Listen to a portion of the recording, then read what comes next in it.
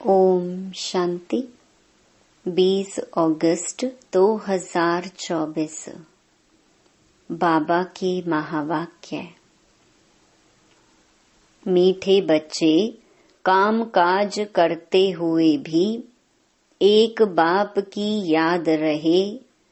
चलते फिरते बाप और घर को याद करो, यही तुम्हारी बहादुरी है।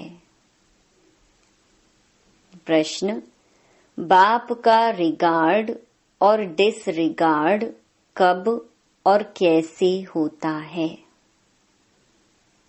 उत्तर: जब तुम बच्चे बाप को अच्छी तरह याद करते हो तब रिगार्ड देते हो। अगर कहते याद करने की फुर्सत नहीं है तो यह भी जैसे डिसरिगार्ड है। वास्तव में यह बाप का डिसरिगार्ड नहीं करते, यह तो अपना ही डिसरिगार्ड करते हो। इसलिए नामी ग्रामी केवल भाषण में नहीं लेकिन याद की यात्रा में बनो। याद का चार्ट रखो, याद से ही आत्मा सतो प्रधान बनेगी। ओम शांति। रूहानी बच्चों प्रति रूहानी बाप समझाते हैं, यह जो 84 के चक्कर का ज्ञान समझाया जाता है यह तो एक नॉलेज है जो तो हम बच्चों ने जन्म जन्मांतर पढ़ी है और धारणा करते आए हैं। यह तो बिल्कुल सहज है, यह कोई नई बात नहीं। बाप बैठ समझाते हैं, सतयुग से लेकर कलयुग अंत तक तुमने कितने पुनर्जन्म लिए हैं। यह ज्ञान तो सहज रीति बुद्धि में है ही। यह भी एक पढ़ाई है, रचना के आदि मध्य अंत को समझना है। सो बाप के सिवाय और कोई समझा नहीं सकता। बाप कहते हैं, इस ज्ञान से भी ऊंच बात है याद की यात्रा, जिसको योग कहा जाता है। योग अक्षर मशहूर है, परंतु यह है याद की यात्रा। जैसे मनुष्य यात्रा पर जाते हैं, कहेंगे हम फलाने तीर्थ यात्रा पर जाते हैं, श्रीनाथ या अमरनाथ जाते हैं, तो वह याद रहता है। अभी तुम जानते हो, रूहानी बाप तो बड़ी लंबी यात्रा सिखलाते हैं कि मुझे याद करो। उन यात्राओं से तो फिर लौट आते हैं। यह वह यात्रा है जो मुक्ति धाम में जाकर निवास करना है। भल पाठ में आना है, परंतु इस पुरानी दुनिया में नहीं। इस पुरानी दुनिया से तुमको वैराग्य है। यह तो छीछी रावण राज्य है। तो मूल बात है याद की यात्रा। कई बच्चे यह भी समझते नहीं हैं कि कैसे याद करना है। कोई याद करते हैं व नहीं करते हैं। यह देखने में तो कोई चीज नहीं आती है। बाप कहते हैं, अपने को आत्मा समझ मुझ बाप को याद करना है। देखने की तो चीज नहीं, ना मालूम पड़ सकता है। यह उस अवस्था में कहाँ तक याद की यात्रा में कायम रहते हैं, यह तो खुद ही जाने। युक्ति तो बहुतों को बताते हैं, कल्याणकारी बाप ने समझाया है।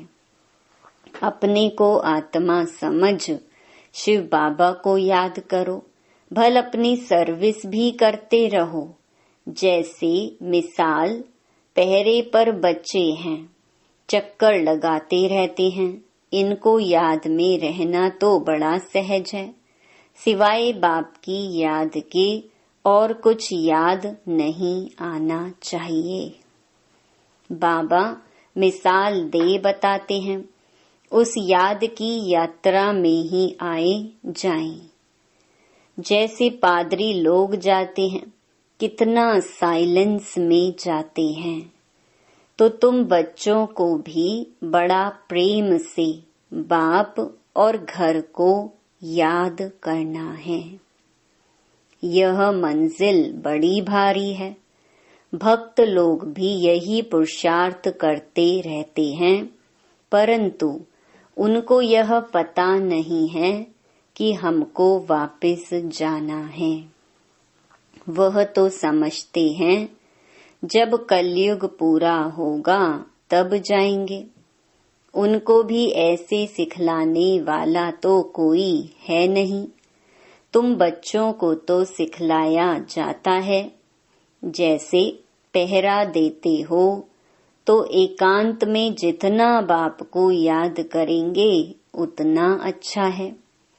याद से पाप कटते हैं। जन्म जन्मांतर के पाप सिर पर हैं। जो पहले सतो प्रधान बनते हैं, राम राज्य में भी पहले वह जाते हैं, तो उनको ही सबसे जास्ती याद की यात्रा में रहना है।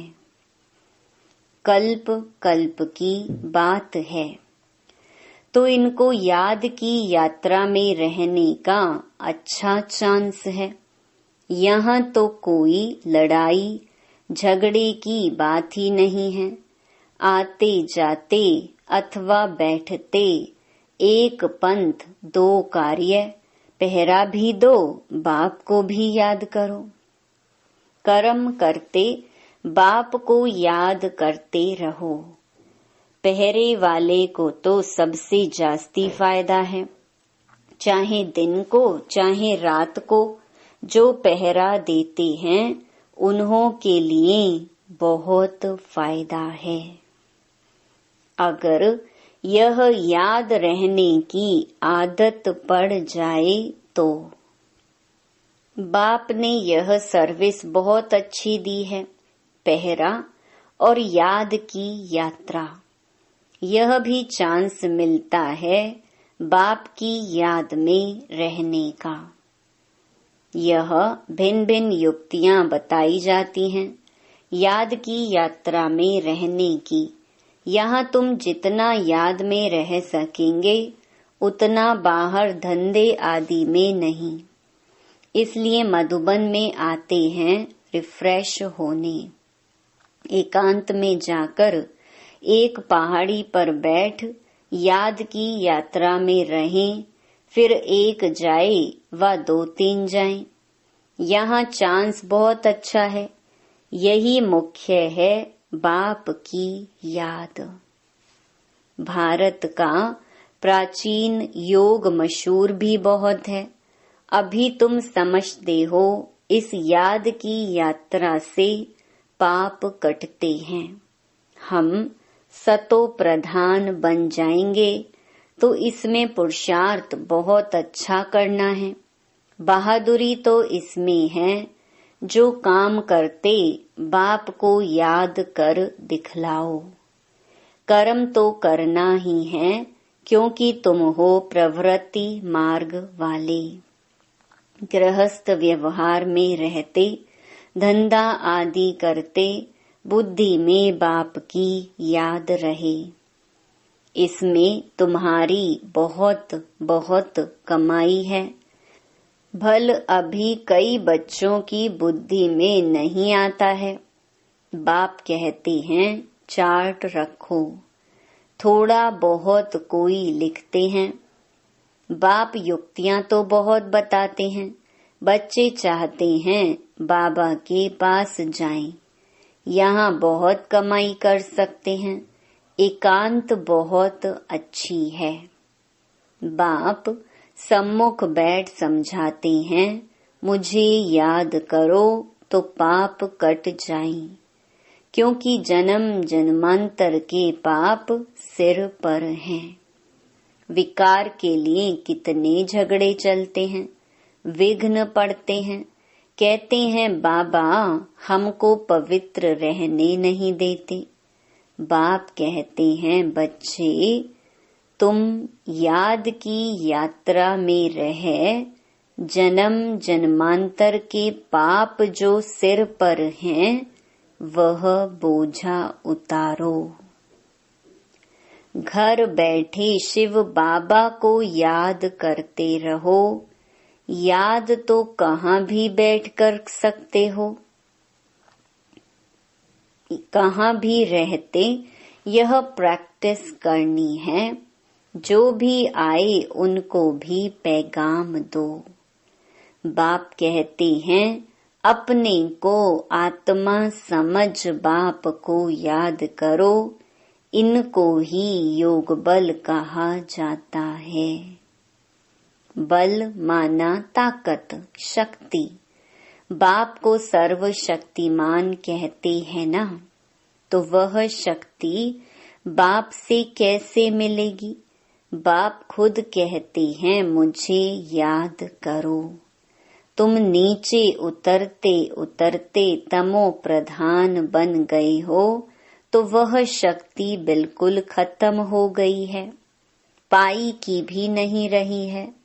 तुम्हारे में भी कोई है जो अच्छी रीति समझाते हैं, बाप को याद करते हैं। तो अपने से पूछना है हमारा चार्ट कैसा रहता है। बाप तो सब बच्चों को कहते हैं याद की यात्रा मुख्य है। याद से ही तुम्हारे पाप कटेंगे। भल कोई सावधान करने वाला भी नहीं हो तो भी बाप को याद कर सकते हो ना। भल विलायत में अकेले रहो तो भी याद में रह सकते हो। समझो कोई शादी किया हुआ है, स्त्री और कोई जगह है, तो उनको भी लिख सकते हो। तुम एक बात सिर्फ याद करो, बाप को याद करो, तो जन्म जन्मांतर के पाप भस्म हो जाएंगे। विनाश सामने खड़ा है। बाप युक्तियां तो बहुत अच्छी समझाते रहते हैं, फिर कोई करे ना करे उनकी मर्जी। बच्चे भी समझते होंगे कि बाप राय तो बहुत अच्छी देते हैं। हमारा काम है मित्र संबंधी आदि जो भी मिले सबको पैगाम देना। दोस्त हो या कोई भी हो, सर्विस का शौक चाहिए। तुम्हारे पास चित्र तो है, बैज भी हैं। यह बड़ी अच्छी चीज है। बैज किसको भी लक्ष्मी नारायण बना सकता है। त्रिमूर्ति के चित्र पर अच्छी तरह समझाना है। इनके ऊपर शिव है। वो लोग त्रिमूर्ति बनाते हैं, ऊपर में शिव दिखाते नहीं। शिव को न जानने कारण भारत का बेड़ा डूबा हुआ है। अब शिव बाबा द्वारा ही भारत का बेड़ा पार होता है। पुकारते हैं पतित पावन, आकर हम पतितों को पावन बनाओ। फिर भी सर्वव्यापी कह देते हैं। कितनी पाई पैसे की भूल है। बाप बैठ समझाते हैं तुमको ऐसे ऐसे भाषण करना है। बाप भी डायरेक्शन देते रहते हैं। ऐसे म्यूजियम खोलो, सर्विस करो तो बहुत आएंगे। सर्कस भी बड़े बड़े शहरों में खोलते हैं ना। कितना उन्हों के पास सामान रहता है। गांव गांव से देखने के लिए लोग आते हैं। इसलिए बाबा कहते हैं तुम भी ऐसा खूबसूरत म्यूजियम बनाओ जो देखकर खुश हो जाएं, फिर औरों को जाकर सुनाएं। यह भी समझाते हैं जो कुछ सर्विस होती है कल्प पहले मिसल होती है, परंतु सतो प्रधान बनने का औना बहुत रखना है, इसमें ही बच्चे गफलत करते हैं। माया विघ्न भी इस याद की यात्रा में ही डालती है। अपने दिल से पूछना है, इतना हमको शौक है, मेहनत करते हैं। ज्ञान तो कॉमन बात है, बाप बिगर 84 का चक्कर कोई समझा न सके, बाकी याद की यात्रा है मुख्य। पिछाड़ी में कोई भी याद न आए सिवाय एक बाप के। डायरेक्शन तो बाप पूरे देते रहते हैं, मुख्य बात है याद करने की। तुम कोई को भी समझा सकते हो, भल कोई भी हो, तुम सिर्फ बैज पर समझाओ। और कोई के पास ऐसे अर्थ सहित मेडल नहीं होते। मिलिट्री वाले अच्छा काम करते हैं तो उनको मेडल मिलते हैं। राय साहेब का मेडल सब देखेंगे, इनको वाइसरॉय से टाइटल मिला है। आगे वाइसरॉय होते थे, अभी तो उनके पास कोई पावर नहीं है। अभी तो कितने झगड़े लगे पड़े हैं। मनुष्य बहुत हो गए हैं तो उनके लिए जमीन चाहिए शहर में।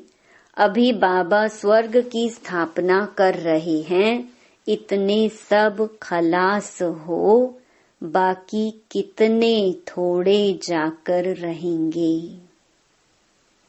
जमीन ढेर होगी, वहां तो सब कुछ नया होगा। उस नई दुनिया में चलने के लिए फिर अच्छी रीति पुरुषार्थ करना है। हर एक मनुष्य पुरुषार्थ करते हैं बहुत ऊंच पद पाने का। कोई पूरा पुरुषार्थ नहीं करते तो समझते हैं नापास हो जाएंगे। खुद भी समझते हैं हम फेल हो जाएंगे, फिर पढ़ाई आदि को छोड़कर नौकरी में लग जाते हैं। आजकल तो नौकरियों में भी बहुत कड़े कायदे निकालते रहते हैं। मनुष्य बहुत दुखी हैं। अब बाबा तुमको ऐसा रास्ता बताते हैं जो 21 जन्म कभी दुख का नाम नहीं रहेगा। बाप कहते हैं सिर्फ याद की यात्रा में रहो। जितना हो सके रात को बहुत अच्छा है, भल लेटे हुए याद करो। कोई को फिर नींद आ जाती है, बूढ़ा होगा जास्ती बैठ नहीं सकेगा तो जरूर सो जाएगा। लेटे हुए बाप को याद करते रहेंगे, बड़ी खुशी अंदर में होती रहेगी, क्योंकि बहुत बहुत कमाई है। यह तो समझते हैं टाइम पड़ा है, परंतु मौत का कोई ठिकाना नहीं। तो बाप समझाते हैं मूल है याद की यात्रा। बाहर शहर में तो मुश्किल है, यहाँ आते हैं तो बड़ा अच्छा चांस मिलता है। कोई फिक्रात की बात नहीं।